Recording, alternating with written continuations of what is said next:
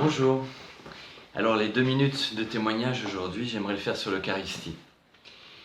En 1993, je me suis fait opérer d'un lipome à la nuque. C'est une sorte d'œuf de graisse assez gros. Voilà, je suis parti en chirurgie pour qu'on m'enlève ça.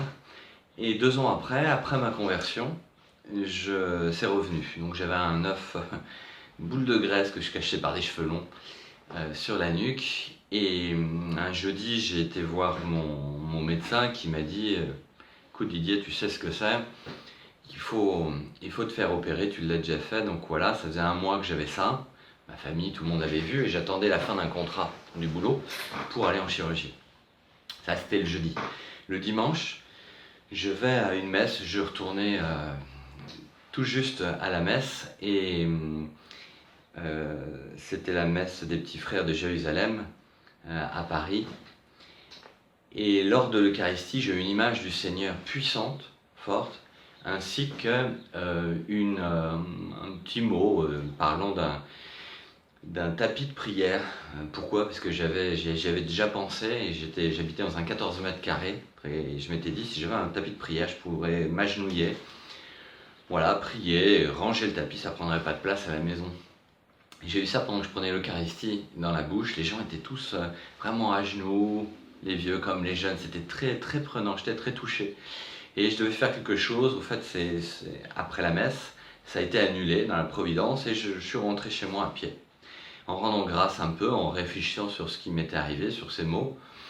Et sur le trottoir, je croise un marchand de tapis qui allait vendre ses tapis, tapis sur l'épaule, voilà. Bon, je me dis tiens, c'est marrant.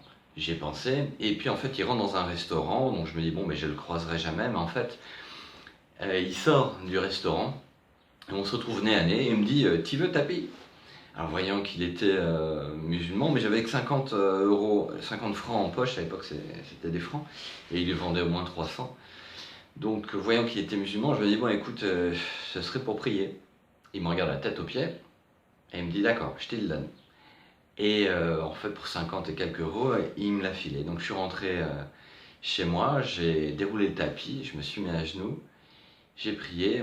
Écoute Seigneur, vraiment merci, parce que c'est surprenant quoi, par rapport à ce que j'ai reçu à la messe.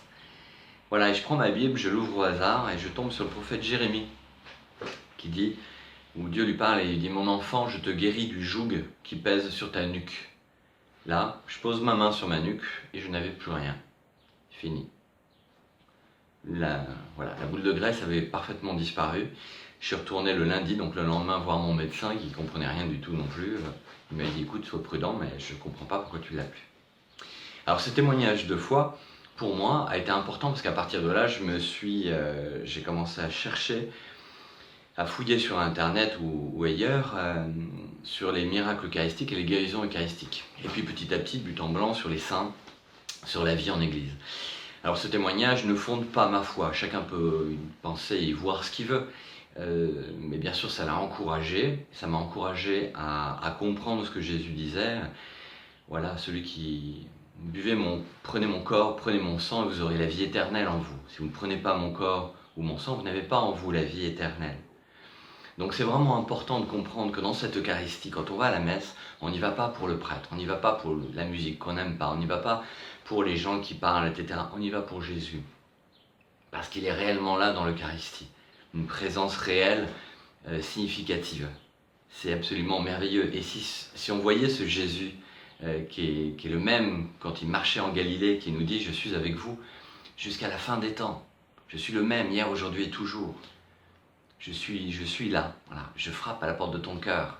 Ouvre-moi et je viendrai dîner avec toi. » Si on comprenait, si on voyait de nos yeux à quel point il est réellement là dans l'Eucharistie, voilà pourquoi le Seigneur permet des signes et des miracles eucharistiques, eh bien on irait de tout notre cœur, et quand on l'aurait on aurait l'Eucharistie sur notre langue, ou quand devant lui on s'approche les bras croisés, eh bien de toute notre foi on lui dirait ce dont on a besoin, on lui dirait à quel point on l'aime, ou à quel point on voudrait l'aimer. Voilà. Alors je peux que vous inviter, et je fais ce témoignage pour ça, pour que chacun d'entre nous, on puisse vraiment renouveler notre foi en cette présence de Jésus, cette réalité de Jésus, le Christ, vraiment ressuscité, qui est là à la messe. Il est vraiment là dans l'Eucharistie et il t'attend toi, mon petit frère, ma petite sœur, mon grand frère, ma grande sœur. Vas-y avec cette conviction, tu vas pas pour les gens, tu vas pas pour ce que tu n'aimes pas, mais tu vas pour rencontrer personnellement et réellement Jésus. Voilà, pour être lui avec toi, toi avec lui.